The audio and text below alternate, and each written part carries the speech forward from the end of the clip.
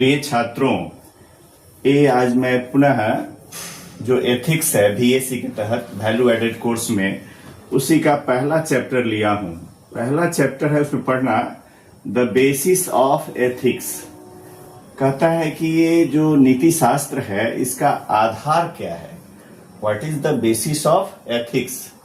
इससे पहले हमने समझाया कि एथिक्स क्या है, डिफिनीशन एंड डेराइवेशन। अब सेकेंड जो एपिसोड है उसमें मैं पहला चैप्टर जो सिलेबस में है करिकुलम में उसके हिसाब से मैंने शुरू किया। तो द बेसिस ऑफ एथिक्स में कहता है कि 3 बेसिक प्रिंसिपल्स, इसके 3 आधारभूत सिद्धांत हैं। एमॉन्ग दोज, बहुत सारे सिद्धांत है, उसमें 3 जो है 3 basic principles among those generally accepted in our cultural traditions. कहता है कि हमारे कल्चरल ट्रेडिशंस, हमारे जो सांस्कृतिक परंपराएं हैं, हमारे जो सांस्कृतिक रीति रिवाज हैं, उसमें in our cultural traditions the basic principles among those generally accepted is 3 आधारभूत सिद्धांत को आमतौर पर आमतौर पर एक्सेप्टेड स्वीकार किया जाता है। हमारे सांस्कृतिक परंपराओं में 3 प्रकार के सिद्धांतों को, जितने भी सिद्धांत है उसमें सामान्यतः 3 प्रकार के सिद्धांतों को स्वीकार किया जाता है। Generally accepted in our cultural traditions are particularly relevant to, जो विशेष रूप से संबद्ध है। रेलिवेंट का मतलब होता है संबद्ध, जुड़ा हुआ, है ना। इरेलीवेंट इसका अपोजिट होता है, जो नॉट टू द पॉइंट, वह उसे संबद्ध है to the point, to the ethics of research involving human subjects. जो अनुसंधान में लगे हुए हैं इस एथिक्स, इस विषय को लेकर के जो लोग अनुसंधान कर रहे हैं, नीति शास्त्र के अनुसंधान के जो विषय हैं उन विषयों से ये सिद्धांत संबद्ध है, जुड़े हुए हैं। उसमें पहला सिद्धांत है the principles of respect of persons. जितने भी नीति शास्त्र के सिद्धांत है उनमें एक जो सिद्धांत है यह अनुसंधान से जुड़ा हुआ है, एथिक्स के, इसे संबद्ध है। उन सिद्धांतों में पहला सिद्धांत कहता है the principles of respect of persons, कि हम जो लोग हैं समाज में, अन्य लोग, उनको सम्मान देने का सिद्धांत। नीति शास्त्र यह सिखाता है कि you ought to respect our elders, you ought to respect our teachers, you ought to serve our parents. तो वही हुआ सम्मान देना। इसी को लिखा यहां the principles of respect of persons, यानी व्यक्तियों को, मानवों को सम्मान देने का सिद्धांत। ये नीति शास्त्र के तहत ये बेसिस ऑफ एथिक्स में पढ़ाया जा रहा है मेरे द्वारा।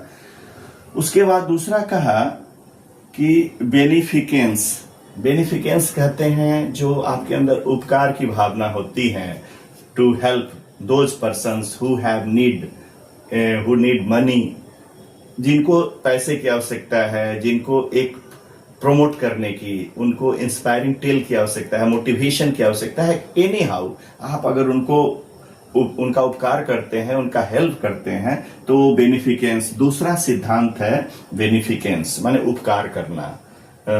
आपके वर्ड जो है काफी पोलाइट होने चाहिए, नोबल होना चाहिए, यानी नोबिलिटी होना चाहिए पर्सनालिटी में, तभी बेनिफिकेंस। एंड जस्टिस मतलब न्याय। ये न्याय संविधान में भी इसका जिक्र है, आगे हम पढ़ेंगे। इसके तहत कई सारे प्रकार हो जाते हैं। सोशल जस्टिस, सामाजिक न्याय, जो समाज में हमारे दबे कुचले लोग हैं उनको सम्मान देना, उसमें सोशल जस्टिस हो जाएगा। उनको उचित स्थान प्रदान करना।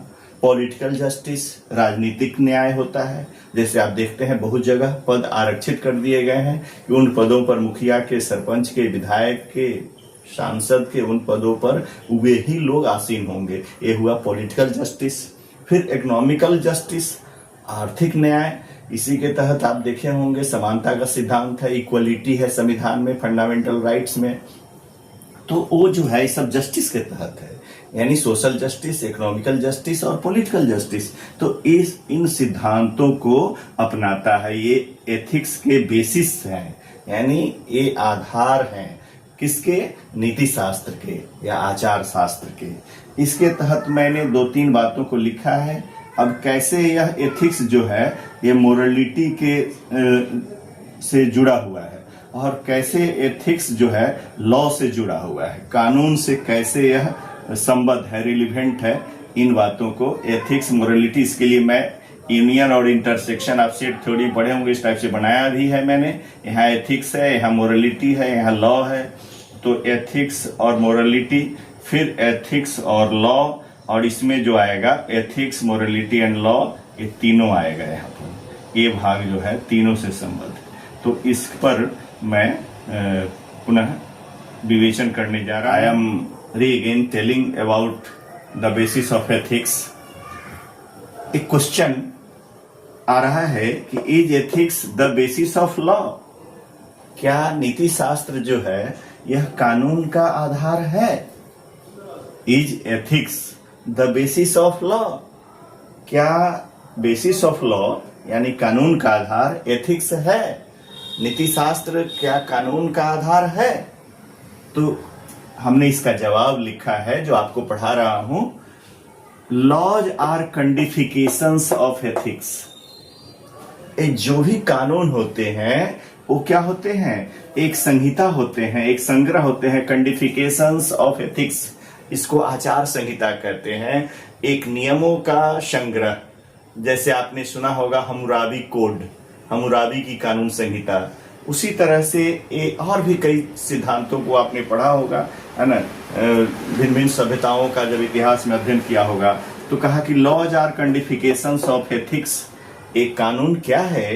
ये जितने भी नीतिगत बातें हैं, आचार शास्त्र, उनकी एक संहिता है, यानी आचार संहिता है। मिंट, इसका अर्थ हुआ कि टू रेगुलेट सोसाइटी, यह समाज को विनियमित करता है। रेगुलेट करना मतलब विनियमित करना, विनियमित कर मतलब उसको संचालित करना, आगे बढ़ाना, है ना।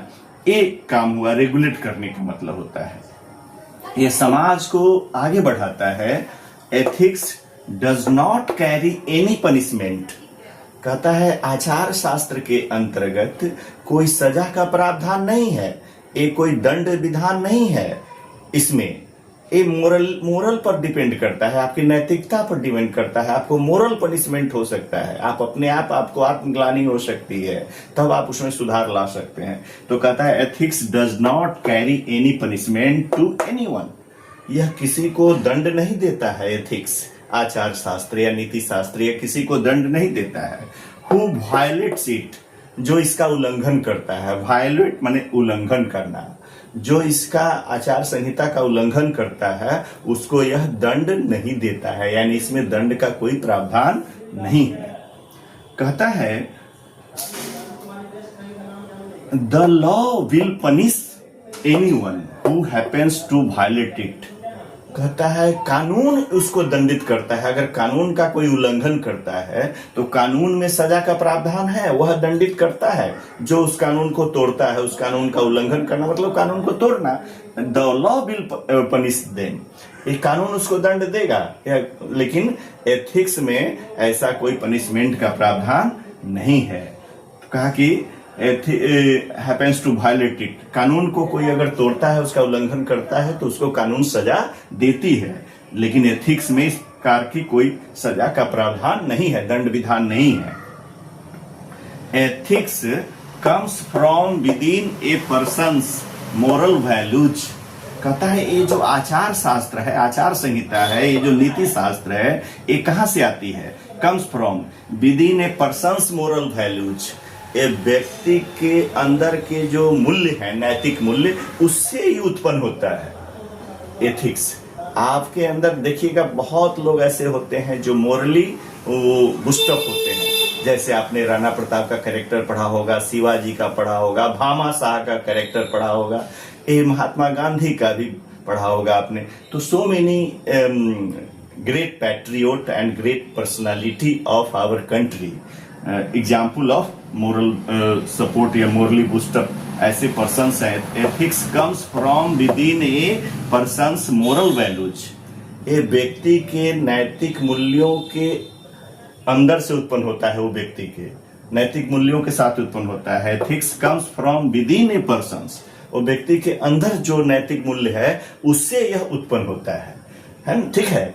ये इसलिए इसमें कोई सजा का प्रावधान नहीं है। व्यक्ति खुद रियलाइज करता है, जो स्कॉलर हैं, जो लर्नेड हैं, जो अपने किए गए पर पश्चाताप करते हैं, कि जानते हैं कि मेरी गलती है, तो हम खुद वो अफसोस करते हैं। यह मोरल वैल्यू या बेईमानी नहीं करेंगे, हम ऑनेस्ट बने रहेंगे, यह उनकी सोच अंदर में उत्पन्न होती है। इसलिए कहा कि उनके अंदर के जो नैतिक मूल्य हैं उससे एथिक्स उत्पन्न होता है, ये कोई बाहरी चीज नहीं है, ठीक है। तो मैं जैसा सोचता हूं, समझता हूं, आप अच्छी तरह इसको समझ गए होंगे। ये अंग्रेजी को मैंने हिंदी में समझाने का प्रयास किया है और आगे भी करूंगा। मैं उम्मीद करता हूं आप इससे जरूर लाभ प्राप्त करेंगे और अपने जीवन में इस मोरल वैल्यूज को उतारेंगे। चूंकि ये अंदर से इनर वैल्यूज है, इसको कल्टीवेट करते रहिएगा, हमेशा इसको बना के रखिएगा ताजा। इसके लिए गुड कंपनी की आवश्यकता है, otherwise what will you do in future, आप क्या करेंगे। इसलिए मॉडर्न स्टूडेंट से मेरा एक सुझाव भी है इस पाठ्यक्रम के क्रम में कि you should follow regularly, then you will be great. Thanks.